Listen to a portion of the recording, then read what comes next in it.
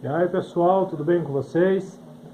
Estou aqui para a gente gravar mais um vídeo aí em que procuramos estudar a palavra de Deus e buscar em Deus, em sua palavra, uma direção para as nossas vidas. E a mensagem que eu senti de trazer hoje, ela diz a respeito do governo divino, do governo espiritual, do governo que está sobre sua vida, enfim. A Bíblia diz no livro de Mateus, quando Jesus falava para Pedro, ele diz: eu te darei as chaves do céu, e aquilo que você ligar sobre a terra será ligado sobre os céus. Gênesis 1, 26, façamos o homem semelhante a nós, e que ele reine sobre a terra, ou seja, que ele exerça governo. Muitas pessoas, elas nos procuram a igreja, porque suas vidas estão arrebentadas, porque estão cheias de problemas, e às vezes não apenas pessoas, mas países, cidades inteiras, muitas vezes, que é abrindo um parênteses, né? Aqui você cristão não deve se preocupar apenas com a sua vida, com o seu bem-estar, com o bem-estar da sua família, mas deve se preocupar com o bem-estar do seu bairro, com o bem-estar da sua cidade. A Bíblia diz: orai pela paz em sua cidade, porque havendo paz na sua cidade, você também terá paz. Então, vamos falar um pouco sobre o governo. As pessoas muitas vezes elas buscam a solução de um problema e conseguem resolver aquele problema. Mas muitos outros vêm depois desse, a vida continua errada, as coisas continuam andando errado, andando para trás, porque não mudou o governo espiritual. Muitas vezes você tenta evangelizar um bairro, por exemplo, ou você tenta melhorar a situação de uma cidade, e não melhora ou conserta uma coisa ou outra, mas a grande maioria continua ainda errada, porque existe um governo espiritual. A Bíblia fala sobre principados, sobre potestades. Como eu disse no início, Deus criou o ser humano para exercer governo, mas na ausência de um governo divino, o diabo exerce governo e exerce domínio. Muitas pessoas vêm para o Senhor, mas a sua casa é cheia de discórdia, a sua casa é cheia de miséria, é cheia de problemas. Mesmo essa pessoa vindo para Deus, porque ela não mudou o governo da sua casa. Você já viu, por exemplo, uma casa onde há um espírito de miséria, por exemplo? Você vai ver as paredes da casa tudo suja, tudo quebrada, as crianças tudo ranhenta, tudo escabelada, os cachorros tudo saionento, tudo cheio de berne, tudo cheio de magro, e falta de dinheiro, falta de comida. E às vezes muitas dessas pessoas são cristãs. Mas o que existe ali? Existe um governo espiritual, um demônio que está estabelecendo miséria naquela situação. E muitas outras coisas, né? Esse daqui eu falei da miséria, um exemplo, mas existe. Aí você vai ver lugares onde existe discórdia, onde existem ódio, amargura, onde as pessoas não conseguem entregar seu coração para Deus e não conseguem ter uma mudança de mentalidade, uma mudança de vida.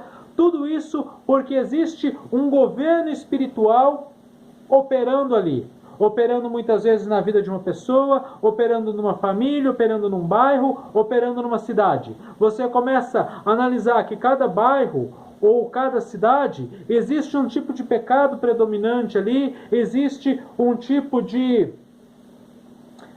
problema predominante. Eu lembro de uma cidade que eu morei que tinha um açude pequeno, comparado com os rios que tem na minha cidade, onde eu moro atualmente, aqui em Piraju.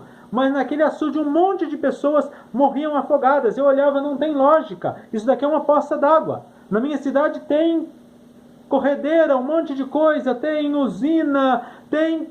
enfim, tudo que é tipo de água e as pessoas não morrem tanto.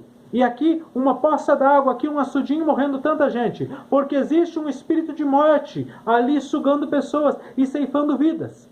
Então o que é preciso fazer? É preciso mudar o governo espiritual. Porque você, cristão, você servo e serva de Deus, você foi estabelecido para exercer governo, para exercer autoridade. E não o diabo, e não os espíritos de morte, os espíritos de miséria. Aí vamos logo ao ponto que interessa, porque o nosso tempo aqui do vídeo é curto. Como exercer governo? Primeiramente, entregando a totalidade da sua vida ao Senhor. se arrependendo de seus pecados e alinhando sua vida com a palavra. Você nunca vai exercer governo sobre a sua própria vida se você não estiver assim. Você nunca vai exercer governo sobre sua família. E eu estou falando governo de uma maneira espiritual. Eu não estou falando governo de manipulação, porque Deus não chamou você para manipular ninguém, mas sim exercer autoridade no mundo espiritual. Você nunca vai exercer autoridade, muito menos sobre um bairro ou sobre uma cidade, se a sua vida não estiver na totalidade no altar do Senhor. Não existe isso. Se você fizer isso, o diabo vai te atacar e vai te derrubar. Porque com 99% da tua vida, Deus não faz muita coisa. Mas 1% que fica na mão do diabo, ele faz um reboliço. Então a primeira coisa, a totalidade da vida no altar do Senhor. Se arrependendo de seus pecados, colocando a vida em ordem com a palavra de Deus. Não existe também você servir a Deus, você exercer governo, você amar a Deus, sem estar alinhado com a palavra. Deus e a sua palavra são um. Errais não conhecendo as Escrituras e nem o poder de Deus. Se me amassem, seguiriam os meus mandamentos. Palavras de Jesus. Agora, se você não conhece os mandamentos, como é que você vai seguir? Não é mesmo? Fica difícil. Às vezes eu vejo pessoas falando, não, porque nós temos que amar a Deus, servir a Deus, mas não conhece a palavra de Deus. Vai servir o quê? Vai ser enganado, vai ser levado por falsos profetas e tudo mais. Se alinhar com a palavra. Pedir perdão pelos seus pecados, porque em muitos desses lugares onde o diabo está assolando, lugares que eles estão ceifando vidas, muitas vezes foi derramado sangue inocente ali. Então é necessário ir lá e confessar os pecados que foram feitos ali. Muitos dos lugares onde há espírito de miséria, é lugar que houve roubo. Famílias com discórdia, muitas vezes houve adultério, houve abortos e coisa do tipo. Então a necessidade de confessar os pecados, não apenas os seus, mas do ambiente que você quer mudar. Confesse os pecados da sua família, os pecados do seu bairro, os pecados de sua cidade. E então, depois de fazer isso, de pôr sua vida em ordem, pedir perdão com os pecados, se alinhar com a palavra, então exercer autoridade, ordenando que esses demônios saiam e que deixem aquele lugar e que levem com ele as suas obras. Jesus disse, eu vos dei autoridade para pisar serpentes e escorpiões e todo o poder do inimigo, e nada absolutamente vos causará dano algum.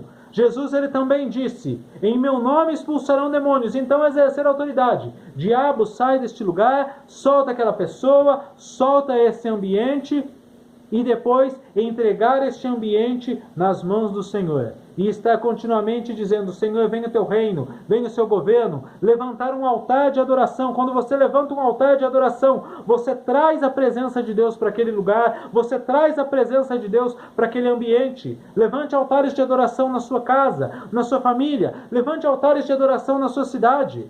Não estou falando a levantar altar, na questão de fabricar um altarzinho de pedra, de tijolo, mas sim se proste diante do Senhor em adoração, clamando para que Ele tome o governo, clamando para que Ele tome o reino, o governo daquele ambiente.